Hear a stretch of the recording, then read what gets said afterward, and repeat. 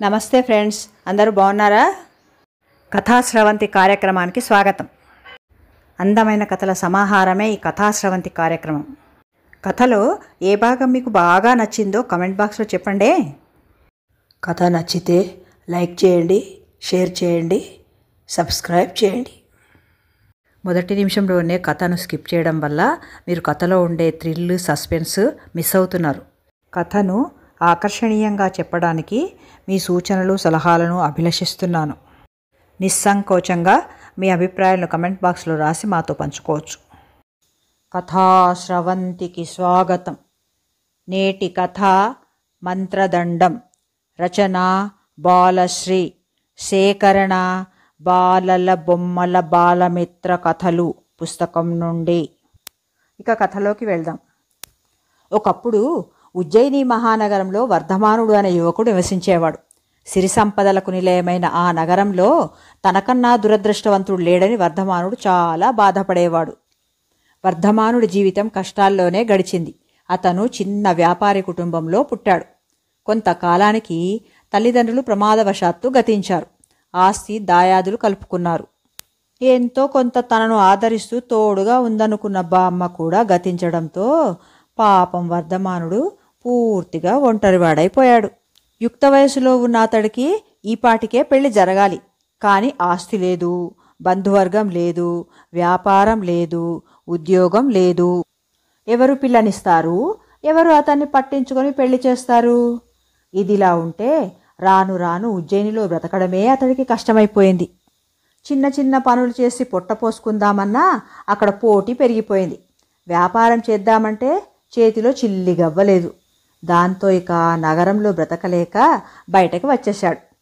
తను బాగా ధనం సంపాదించి పెళ్లి చేసుకొని భార్యా పిల్లలతో సంతోషంగా స్థిరపడాలని కోరికైతే ఉంది. కానీ ఆ కోరిక తీరే మార్గమే కనిపించలేదు. ఎన్నెన్నో ఊర్లు తిరిగాడు, తీర్థయాత్రలు చేశాడు, మహాత్ముల్ని కలిసి ప్రార్థించాడు. ప్రయోజనం లేకపోయింది. వర్ధమానుడు అలా తిరుగుతూ తిరుగుతూ కొంతకాలానికి వింధ్య పర్వతాల్లోకి అడుగుపెట్టాడు. అక్కడ ఒక చోట ఒక ఋషి తపోనిష్టలో కనిపించాడు. ఆయన చాలా మహిమాన్వితుడులా ఉన్నాడు. సుందరమైన ఆ ప్రదేశాన్ని వదిలిపెట్టబుద్ధి కాలేదు. అక్కడే ఉండిపోయాడు వర్ధమానుడు. కేశికుడనే ఆ మహర్షికి సేవలు చేసుకోసాగాడు. ఆయన మౌని, ఎవరితోనూ మాట్లాడేవాడు కాదు. కానీ వర్ధమానుడిని గమనిస్తూనే ఉన్నాడు. 6 మాసాలు సేవలు చేసుకున్నాడు. ఒక్కరోజు కూడా కౌశికుడు పలకరించలేదు.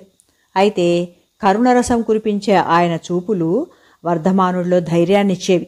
ఏదో రోజు ఆయన తనకు మేలు చేస్తాడనే నమ్మకం కనిపించేది. అనుకోకుండా ఒకరోజు వర్ధమానుడిని పలకరించాడు కౌశికుడు. సన్యాసిని నాయనా, బూడిద తప్ప మా దగ్గర ఏమీ ఉండదు. నన్నెందుకు బిడ్డా సేవించుకుంటున్నావు అని అడిగాడు. మీ దయ ఒక్కటి చాలు స్వామి, నా తలరాతను మార్చడానికి. పుట్టినప్పటి నుంచి కష్టాలు, కన్నీళ్లు నన్ను వెన్నంటుతున్నాయి అంటూ తన దీనగాథను వినిపించాడు వర్ధమానుడు. అంతా విని ఆ మహర్షి కాసేపు కళ్ళు మూసుకుని తెరిచాడు. వర్ధమానుడిని జాలిగా చూశాడు. నాకంతా అర్థమైంది నాయనా. విధి నిర్ణయాన్ని మార్చలేం. కానీ తెలివైనవాడు విధి నిర్ణయాన్ని కూడా తనకు అనుకూలంగా మార్చుకోగలడు. అందివచ్చిన చిన్న అవకాశాన్ని కూడా సద్వినియోగం చేసుకుని తన లక్ష్యాన్ని సాధించుకోగలడు. నీలో ఏమాత్రం తెలివితేటలున్నాయో నాకైతే తెలీదు. అలాగని నేనేమీ నీకు ధన సహాయం చేయలేను. కానీ ఇన్ని రోజులు నాకు సేవలు చేసి నా అనుగ్రహం సంపాదించుకున్నావు. నీకు ఉపకారం చేయాలని ఉంది. అద్భుత శక్తి కలిగిన నా మంత్రదండాన్ని నీకు ఇస్తున్నాను. నువ్వు ఏది కోరుకుంటే అది ఇస్తుంది. కానీ గుర్తుంచుకో, నీకోసం ఏదీ కోరుకోకూడదు. కేవలం నువ్వు అడిగే 3 కోరికలు మాత్రమే తీరుస్తుంది. 3వ కోరిక తీర్చగానే అదృశ్యమై నా చెంత వచ్చేస్తుంది.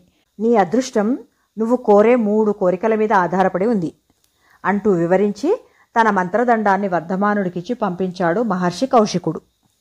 తన కోసం ఉపయోగపడని మంత్రదండం తనకు ఎందుకో అనుకున్నాడు వర్ధమానుడు. నిరాకరించాలనుకున్నాడు. కానీ ఆ మహనీయుడి మీద గౌరవంతో కాదనలేకపోయాడు. ఇందులో ఏదో సూక్ష్మమైన మర్మం ఉందనిపించింది. తన తెలివికి ఇది పరీక్ష కూడా. మంత్రదండం భుజాన వేసుకొని నడిచిపోసాగాడు. దారి పొడవునా ఆలోచిస్తూనే ఉన్నాడు. ఇంతలో అడవి దాటగానే ఒక ఊరు వచ్చింది. ఊరు ఆరంభంలోనే కోనేటి చెంత నిర్మాణం పనులు ఆగిపోయిన ఒక గుడి కనిపించింది. గుడిమెట్ల మీద ఊరి పెద్దలు నలుగురు చాలా విచారంగా కనిపించారు. వారి ముందుకెళ్ళి వారికి నమస్కరించి తనను పరిచయం చేసుకున్నాడు వర్ధమానుడు. వారి విచారానికి కారణం అడిగాడు. నిధుల కొరతతో ఆలయం నిర్మాణం ఆగిపోయిందట. 20,000 బంగారు నాణాలుంటే నిర్మాణం పూర్తి చేయొచ్చు. అంత సొమ్ము ఎలా సమకూర్చుకోవాలో తెలియక వారంతా విచారంలో ఉన్నారు. వెంటనే ఆలోచించాడు వర్ధమానుడు. వారి కోసం తన మొదటి కోరిక కోరి సాయపడాలనుకున్నాడు. మంత్రదండం కోరిక తీరుస్తుంది, సందేహం లేదు. కానీ తనకేమిటి లాభం ఆలోచించాడు. మీకోసం బంగారు నాణాలు కురిపించి సాయం చేస్తాను. అయితే మీరు 20,000 నాణాలు మాత్రం తీసుకుని మిగిలినవి నాకు ఇచ్చేయాలి. ఇవ్వగలరా అని అడిగాడు అక్కడున్న పెద్ద మనుషుల్ని. తమ అవసరానికి ఆ సొమ్ము చాలు, అంతకు మించి అక్కరలేదు కూడా. అందుకే వారు సంతోషంగా ఒప్పుకున్నారు. వెంటనే ఒక పెద్ద బుట్టని ఇమ్మని చెప్పి ఎదురుగా ఉంచాడు వర్ధమానుడు. మహిమగలవో మంత్రదండమా, ఆలయ నిర్మాణం నిమిత్తం ఈ పెద్ద మనుషుల కోసం ఈ బుట్ట నిండుగా బంగారు నాణాలు ప్రసాదించు అంటూ మంత్రదండాన్ని వేడుకున్నాడు. అంతే, గలగల శబ్దాలతో ఆ బుట్ట నిండుగా బంగారు కాసుల వర్షం కురిసింది. అందులోంచి తమకు అవసరమైన 20,000 బంగారు కాసుల్ని తీసుకుని మిగిలిన వాటిని బుట్టతో సహా వర్ధమానుడికి అందించి తమ కృతజ్ఞతలు చెప్పుకున్నారు పెద్ద మనుషులు. వర్ధమానుడి ఆశ ఫలించింది. తన తెలివితో స్వామి కార్యం స్వకార్యం కూడా నెరవేర్చుకోగలిగాడు.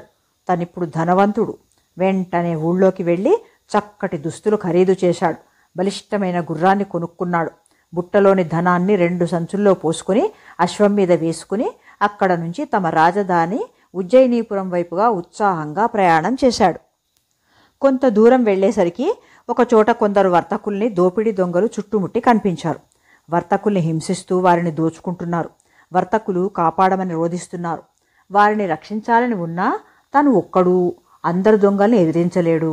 మంత్రదండాన్ని తన రెండో కోరిక వాళ్ల కోసం కోరితే వెంటనే రక్షిస్తుంది. కానీ దానివల్ల తనకి లాభం ఏమిటి ఆలోచించాడు. కోరే కోరిక ఏదో తెలివిగా కోరాలి. ఓ మహిమగల మంత్రదండమా, ఆ వర్తకులను రక్షించమని వేడుకుంటున్నాను. వారి కోరిక మేరకు వారి రక్షణార్థమై నాకు అమితమైన ధైర్య సాహసాలను అద్భుతమైన ఆయుధాలను ప్రసాదించు అని వేడుకున్నాడు. అంతే, క్షణంలో వర్ధమానుడు వీరోచితమైన దుస్తుల్లోకి మారిపోయాడు.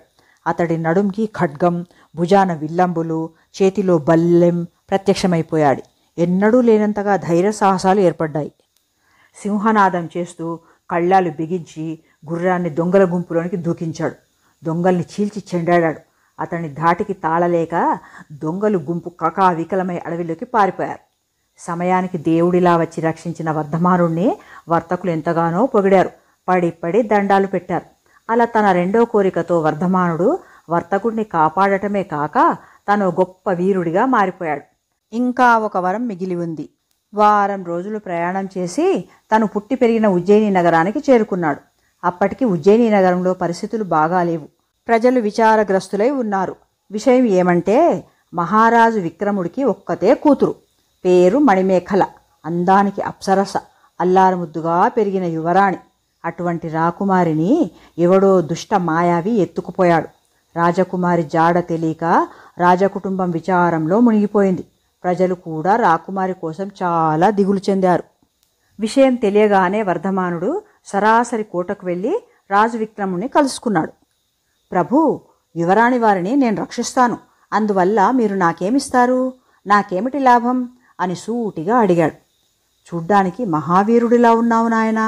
నువ్వు కాపాడాలే గాని నా కూతుర్ని నీకిచ్చి వైభవంగా పెళ్లి చేస్తాను, అర్ధరాజ్యం ఇస్తాను అంటూ మాటిచ్చాడు మహారాజు. వెంటనే మంత్రదండాన్ని ప్రార్థించాడు వర్ధమానుడు. మహిమగల ఓ మంత్రదండమా, ధర్మప్రభువులైన విక్రమ మహారాజు కోరిక మేరకు రాకుమారి మణిమేఖలను రక్షించి తీసుకురా, ఆ మాయావిని సంహరించు అన్నాడు. కన్ను మూసి తెరిచే లోపలే అందరి ముందు ప్రత్యక్షమైంది యువరాణి మణిమేఖల. ఆమెను చెరపట్టిన మాయావి అయిన రాక్షసుడు ప్రత్యక్షమయ్యాడు. మంత్రదండం గాల్లోకి లేచి తల పగలకొట్టి రాక్షసుణ్ణి అంతం చేసింది. వర్ధమానుడి మూడో కోరిక కూడా చెల్లిపోయింది కాబట్టి వెంటనే అదృశ్యమై మహర్షి కౌశికుడి వద్దకు వెళ్ళిపోయింది. వర్ధమానుడి రూపురేఖలను తేజస్సును చూసి యువరాణి మణిమేఖల సిగ్గుపడింది. రాజదంపతుల ఆనందానికి అవధులు లేవు. ఇచ్చిన మాట ప్రకారం మణిమేఖలను వర్ధమానుడికిచ్చి వైభవంగా పెళ్లి జరిపించాడు విక్రముడు. తర్వాత కాలంలో ఉజ్జయిని సింహాసనం అధిష్ఠించి అనేక సంవత్సరాలు ప్రజారంజకంగా పరిపాలించాడు వర్ధమానుడు. అవకాశాలు మనిషికి అదృష్టాన్ని తెస్తాయి. సమయస్ఫూర్తితో వాటిని సద్వినియోగం చేసుకుంటే వర్ధమానుడిలాగే మనిషి ఉన్నత స్థానానికి చేరుకుంటాడు. మరో మంచి కథతో మళ్ళీ కలుసుకుందాం. అంతవరకు సెలవు.